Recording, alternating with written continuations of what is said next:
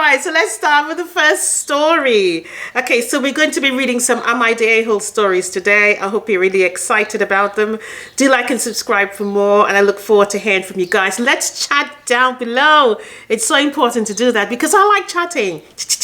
You know, let's get into it. All right, so am I the a-hole for canceling Thanksgiving dinner after my family refused to follow one simple rule? If you hear my dog in the background, he's been a bit of a poo head, so just ignore him. For years, I have been the one to host Thanksgiving dinner.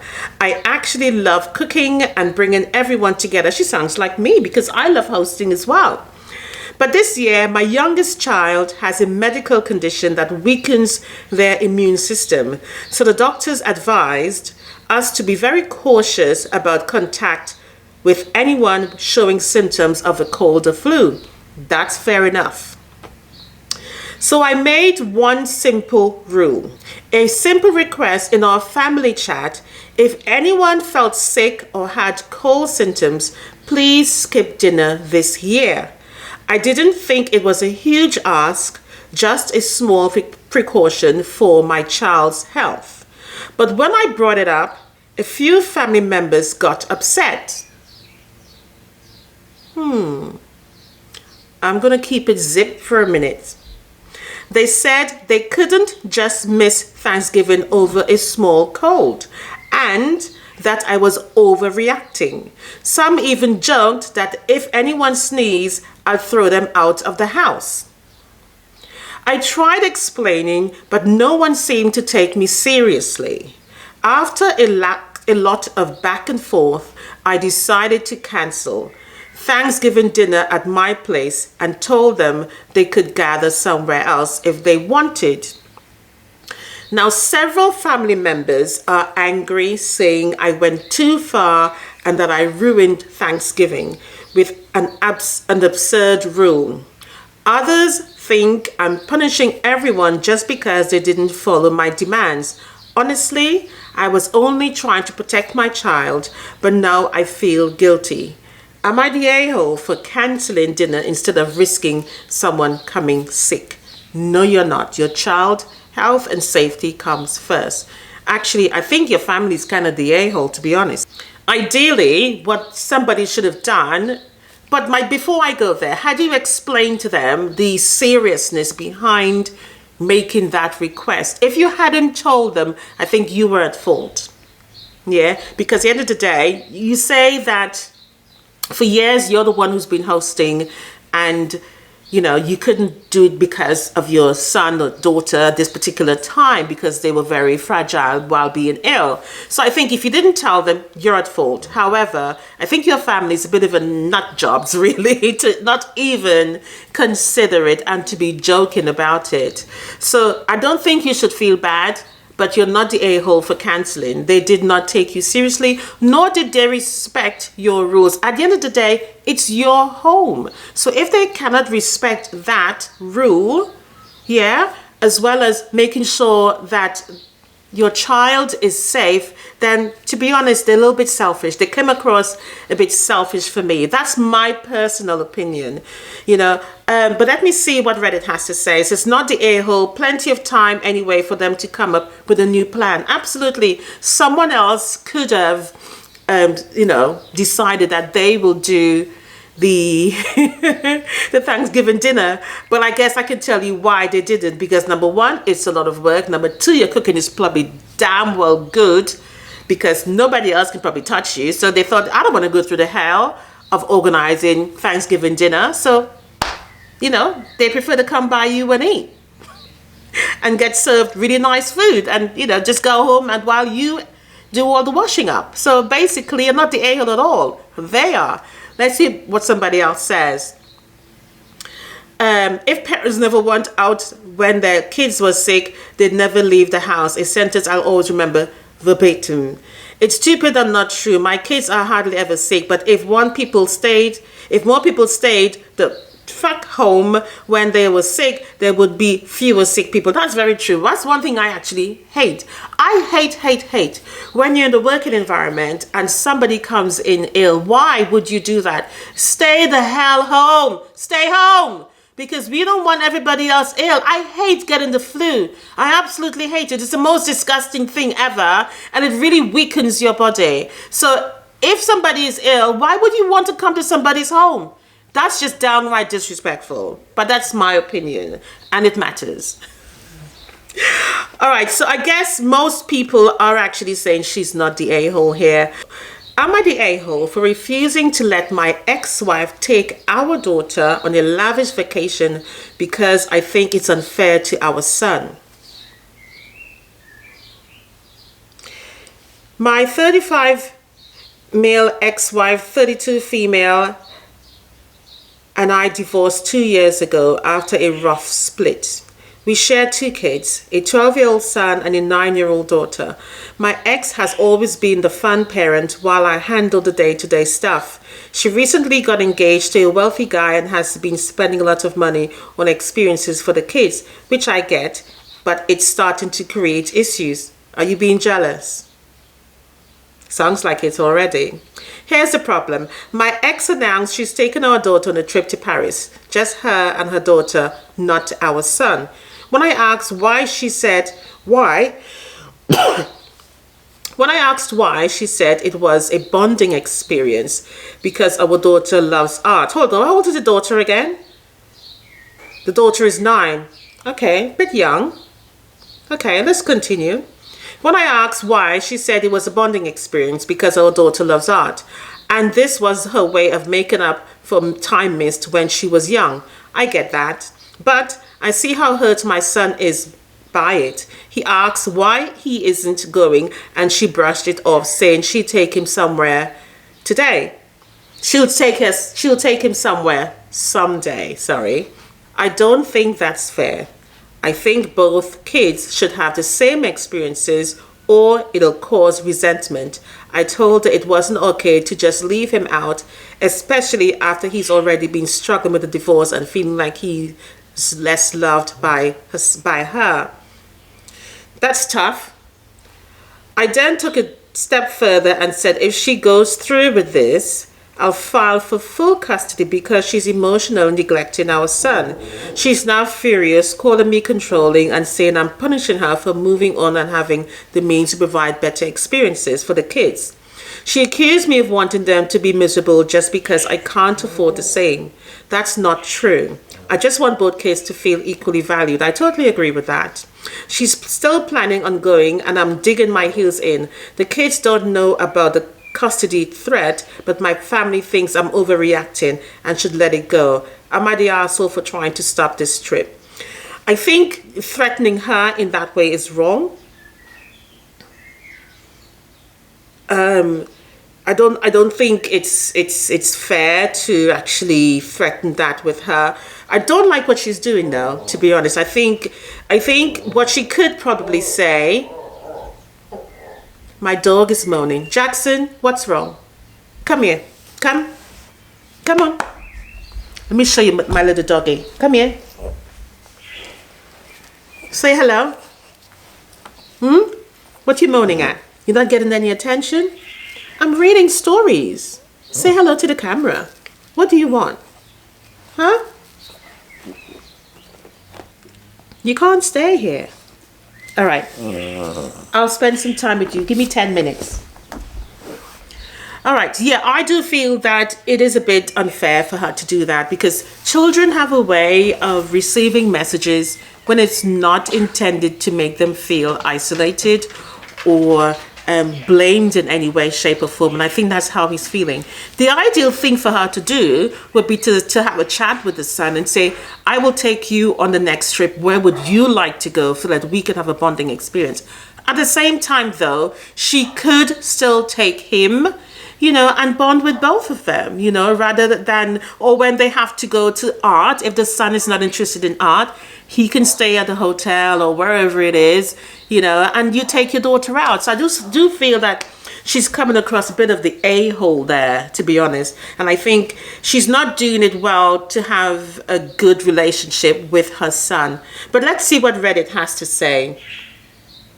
Can she actually take your daughter out of the country without you signing off on it? That's probably true. I think because the daughter is quite young, the children are quite young, you'll probably need permission slips, so to speak, in order to take them out. I don't know, because I remember when I took my kids to the US of A, I didn't need any sort of letter from my husband when we left the United Kingdom. So I don't know, I guess it's different laws, different countries, obviously.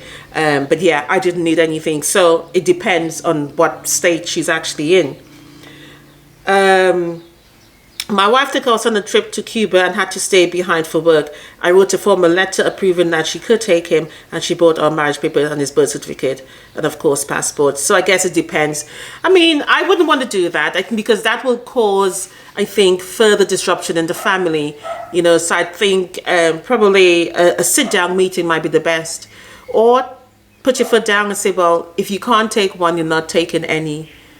You know, but I think probably that's probably the avenue I would probably go. You take both when you need to go out with your daughter, you take her to the art center or wherever you're going, you know, the art gallery, then the young man can stay home. So there is a win-win on this. I don't think it's needing to go to court for anything like that.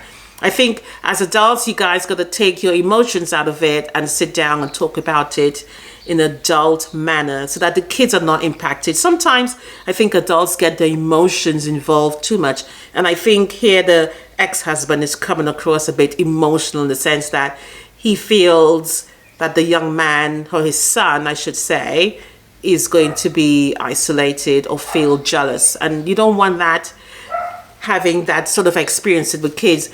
You know, I can understand that, definitely, because I know people who feel that one sibling has been treated better than the other, and still, as an adult today, it still affects them. So I think something like that needs to be handled very carefully. And I think probably as the father, you can sit down, all of you still as a family, and discuss it honestly. All right, so here we go. Am I the a-hole for letting my ex and my kids' half-siblings be poor when I could help? I have an ex with whom I share 2 kids, 13 male and 12 male. Our relationship did not work out and we broke up 7 years ago. Since I was the financially stable one, she wanted me to have full custody. I have had full custody ever since. She has visitation, but she only uses it intermittently. Quickly after the breakup, she started dating a guy with money. He is from overseas. She quickly got pregnant by the guy and they had a son. The guy did not want to raise someone else's kids, so she moved 3 hours away and completely stopped seeing our kids for almost 2 years. Wow. It turns out the guy's money was actually family money, and when his conservative family found out about my ex and the baby, they cut them off.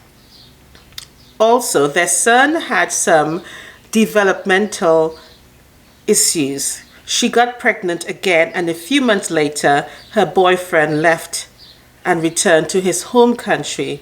She is now 6 months pregnant with no job and taking care of a disabled kid. She called me last week and asked me for financial help. They are living out of a motel and she is running out of money. I have a lake house about 30 minutes from her. She asked if she could stay there. I said no. She asked if I would send her money. I said no. She called me an a-hole. She said that I am letting my family suffer unnecessarily when I have the means to help. I told her I have no obligation to help. We have been arguing ever since. Okay, am I the a-hole, he asks. I mean, to be honest, that's a tough one. I couldn't personally see kids go without having somewhere safe to sleep. A motel is not a place for children.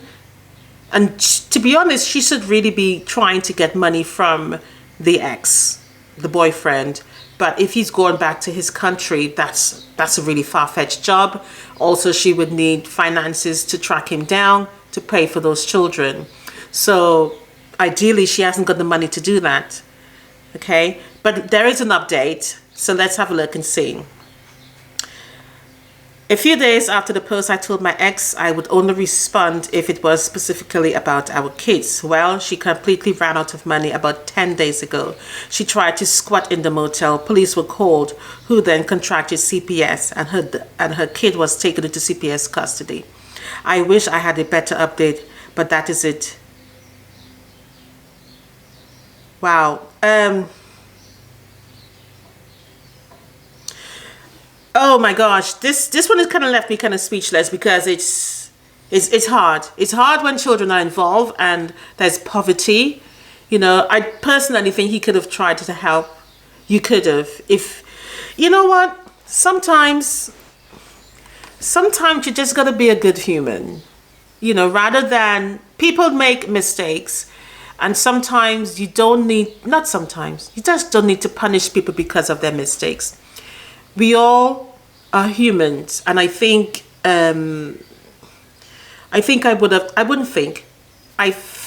in my heart I would have definitely reached out and help her, rather than see the children get taken care of. Or you could have made an arrangement with her. You know, I'll help you for this amount of time, but I need to see evidence of you trying to support yourself. You know, reach out and get help from whatever social services areas you can get for the disabled child. I think there could have been a way around it. It doesn't necessarily mean you have to be emotionally involved in order to help her, to help support her children. So I think, yes, you're an asshole, to be honest. Yeah, that's how I feel. I know some people might say, well, it's on her, it's her fault. She decided to do what she did. Yes, we all make mistakes.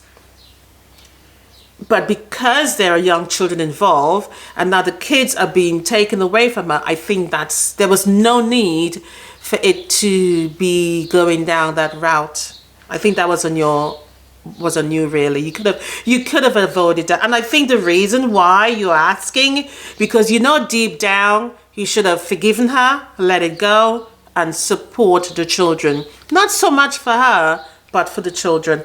But let's see what Edith has to say. Some people say, not the a-hole. She could have gone through a woman's shelter and social services. This is on her. Yes, there is help for mums out there. If she's homeless, it's on her. She has 4 kids to think about. OP has full custody. She has intermittent visitation. She rarely uses. Not even rarely uses. She completely abandoned the children for her new boo, who is also a deadbeat.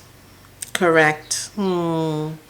The only obligation he might have, since she's the mother of his children, is to provide her with information on agencies that might be able to help her. For example, in my city, the major food bank will deliver food. I mean, that's also a possibility. So I don't think he tried to help. He just says no. And I think that was a bit of a dick move, to be honest. I personally think so. I mean, some people are saying here that it's on her, it's her fault. You know, she could have gone for social services for help. Yes, shoulda, woulda, coulda. She didn't. You know, he could have probably helped her. Because sometimes when you're in shit, you know, and everything is coming at you, you're not thinking clearly because you're being buried. When you're being buried, all you're thinking about is surviving, and rational solving does not come into the mind, because right now you're in survival mode. So that is what happens, I think, is happening here. And I just think, as her ex-husband, you could have reached out and supported her or helped her. Support doesn't always have to be financial. You know, you can say, right, I'll put you up here for now and then help you out later on, or give you a deadline when you should be able to, you know, move on for yourself. So I think he was an a-hole, especially because kids were involved. If she was asking for herself, Absolutely not. Absolutely not. But because there's children, yeah, I think you're a bit selfish there. So yeah, in my head, you're a dickhead. Sorry, but that's how I feel. Okay, guys, should we do one more or should we leave it there? We'll do one more. One more. One more. Am I the a-hole for accusing my girlfriend of cheating after she got drunk alone with her boss in her hotel room on a work trip? Me, 21, girlfriend, 26, does a good bit of travel as part of her work. She's went on 4 trips since we started seeing each other a year and a half ago. She's generally pretty close with her team, and the trips give them a good excuse to go out drinking together at night. I don't even think about it because she's always tells me generally what her plans are, when they'll probably be back in, and she always texts me when she gets back at the hotel. I don't drink and I'm really not a bar person, so I'm happy she's able to have fun and blow off some steam.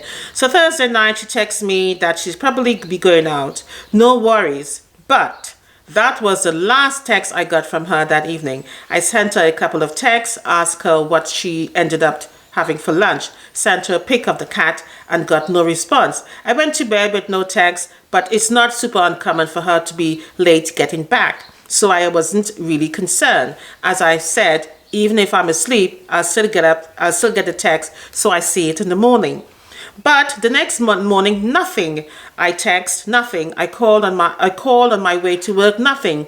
By the time I got to work, I knew she had to be awake or something was wrong, because the rest of the team would have knocked on the door. Eventually, she did call me. This was what she claims happened.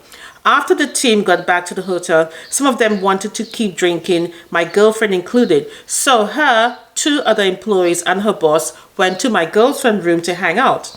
The 2 co-workers eventually drifted off to their own rooms, but my girlfriend and her boss continued drinking for a while. She doesn't remember when he left.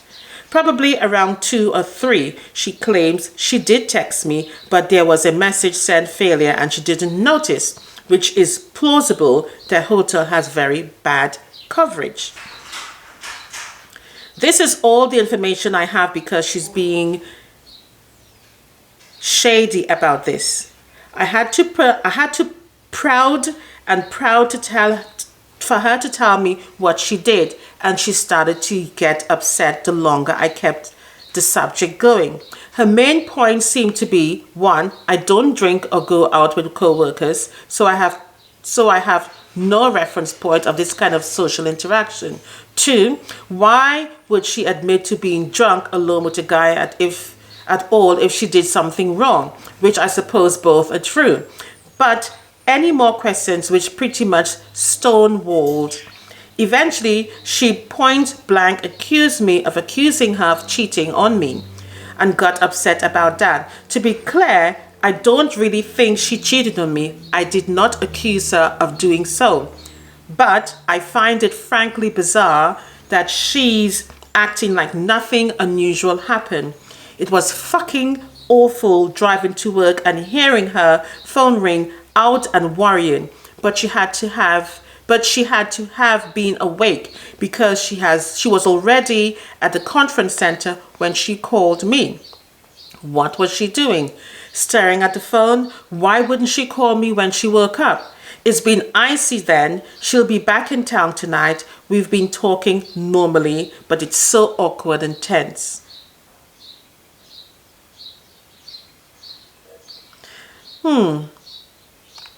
That's a bit funny for me, to be honest. I think if I miss my husband's or my partner's call, the first thing I would do is immediately call back and say, hey, I'm here, I'm sorry, I overslept, we did this, we did that, and explain the situation. So I think to definitely just sort of ignore the calls. Were you tidying up yourself? Were you trying to get your plan in your head for lying, correct in your brain? What exactly, made you not respond to his calls the first thing in the morning when you got up? To me, that is questionable, and I can see why you are questioned. There is an update. Let's have a look.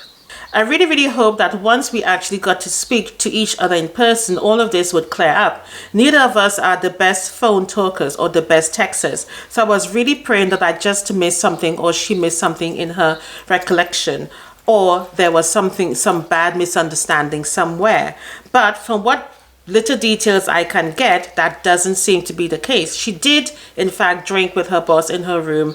Oh, that's her claim. She maintains that it was is totally platonic, and she also backtracked a bit on how long he stayed.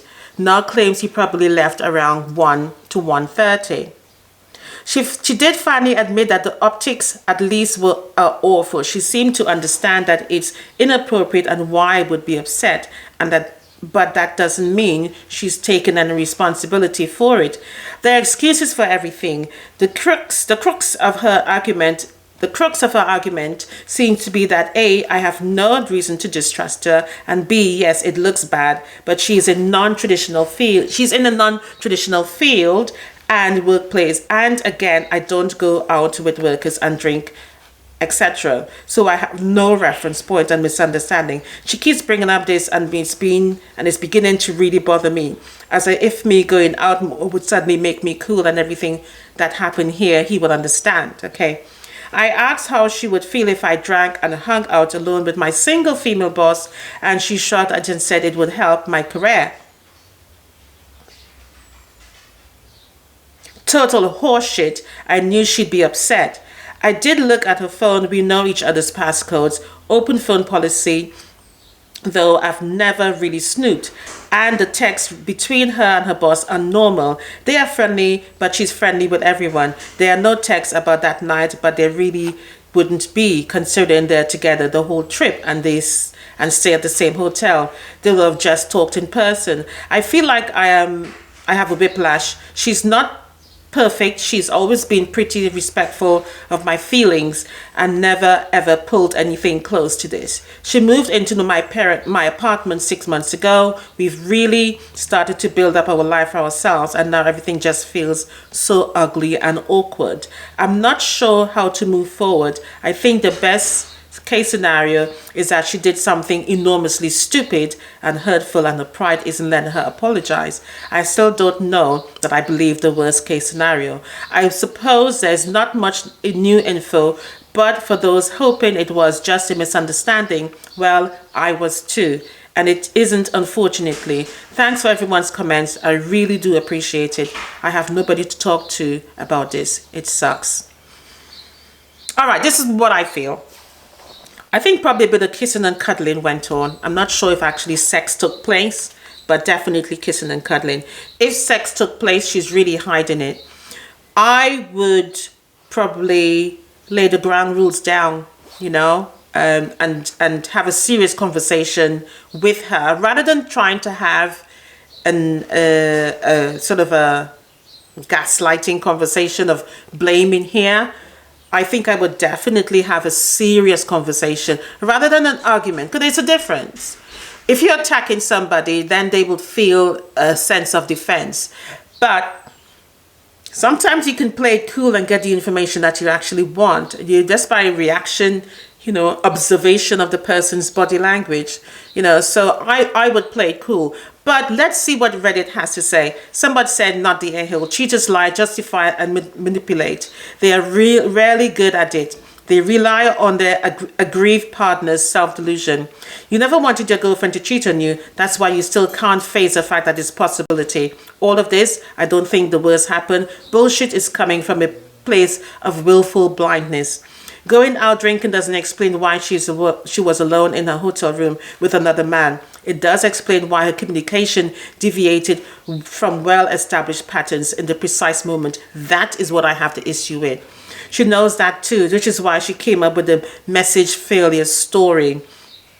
She actively avoided responding to you. She needed time to get her head and her story straight. That's exactly what I said. She waited until she knew that you've been occupied before she finally contacted you. She wasn't ready to have an actual conversation about what she did. She didn't want to face you or your feelings. Yeah, because she knows she's done something guilty.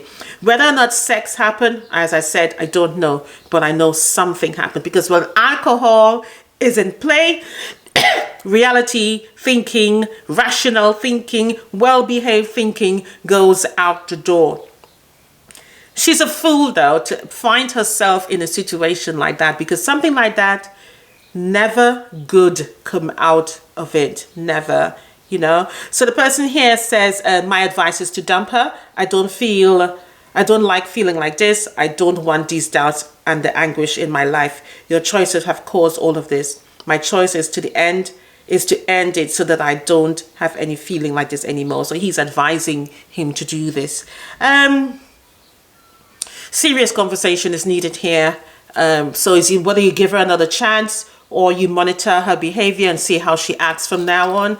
But it's going to be very difficult building that relationship again, because it's been kind of, you know, slowly starting to demolish. Because once the trust is gone, everything else starts to enter. Doubt, you know, the suspicion starts to enter, you know, various thoughts drives into the mind, and therefore you start looking at the person quite different. You know, and once that happens, the mountain is falling down. So yeah, I think definitely a serious one-to-one chat is needed in this particular instance. All right, guys, we're going to leave it there today. So like and subscribe for more. Share with me down below what you think of these stories. Bye! See you in the next one.